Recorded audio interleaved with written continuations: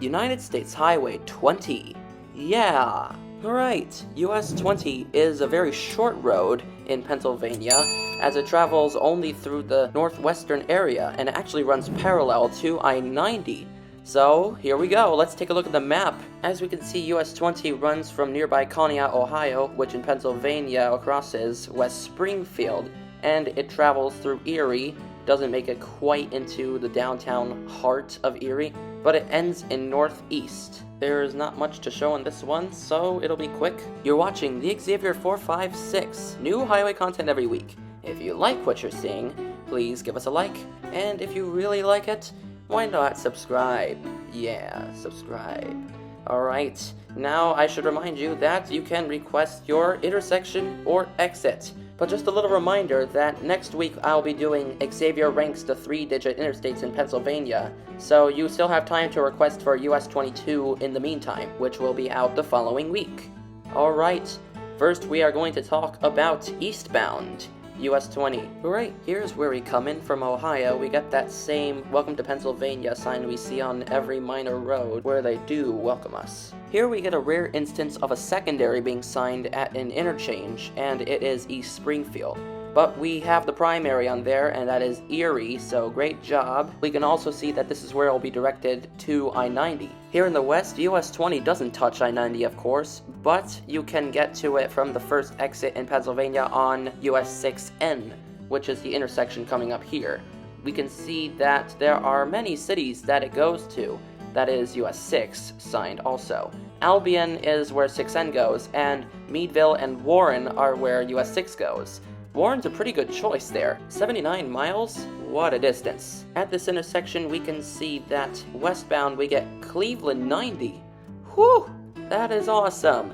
So I can conclude that US 20 is just as good as I-90 here in Pennsylvania. Though here we do get another secondary, just 1 mile away, Girard, but as long as we have Erie on there as our primary, it's all good. Erie meeting I-79, and this is the only request I got because there's not much up here. This is from Mr. Shaf, and we got 79 South Pittsburgh, great, and 79 North Bayfront, which is pretty good because there's nothing really north of here, it's just Erie and Lake Erie. This is that same intersection I showed you in the 19 video, right at the beginning of southbound US 19 here in Erie. Here we get Meadville for 39 miles. That is a great jump. I like it. And as I said, US 20 doesn't quite make it into downtown Erie. That's just a little further up the northbound road. And the real east-west road that does go through downtown Erie is PA 5. Here at this intersection with PA 531, we get this awesome Erie and Buffalo sign. So yeah, they're taking 90s Control City here because there's nothing really here.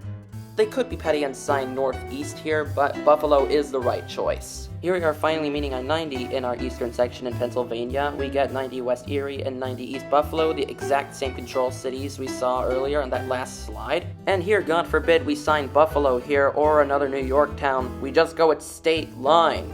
Oh my god, that is so provincial. Why couldn't you just sign a town in New York like Westfield or Fredonia? But this is just a one-off sign, and state line is not the control city that we're signed for at all. I don't like the sign for minor roads when we get welcomed into New York. Why couldn't they put the ones on there from the interstate?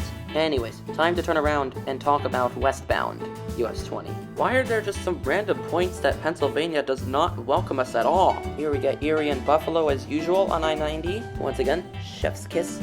Perfect. I still stand by my signing a New York town for eastbound, but northeast is something I'm fine with since we're already signing Erie here on I-90. So that is a fine choice. We gotta distinguish these two roads somehow. Here's what Northeast looks like. It's just a simple little town here. I know Northeast is named because of where it is in the specific portion of Pennsylvania, but I still feel like there is a clever irony here. In the state as a whole, Northeast is actually in the Northwest. Here's that interchange with US 19 again. Unfortunately, we don't get signage going westbound, which I don't like at all. I think we need some signage here. But I do understand that turning left is something we don't really like. Now this is strange. We get 79 North Bayfront, okay, but we don't get a control city going southbound. So what's the deal here? Well, if we move up a bit, there is an exit into a U-turn that will take you back onto East US 20, and that'll take you to the ramp for South 79. And you will get your South Pittsburgh there, so okay. But I do feel like you should just be signing Pittsburgh on these signs. And as I said earlier, this is the same sign that I showed you earlier. We get this awesome Cleveland 90 miles. No town in between, no Conneaut, no Ashtabula. Just straight up Cleveland.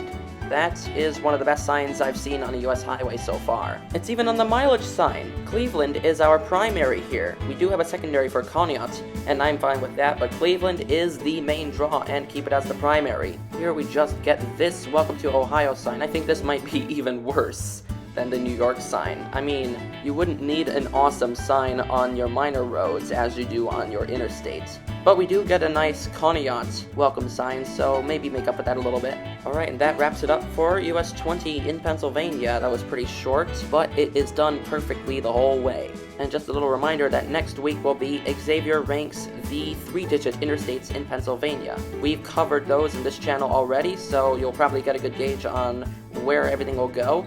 So, I'll see you then!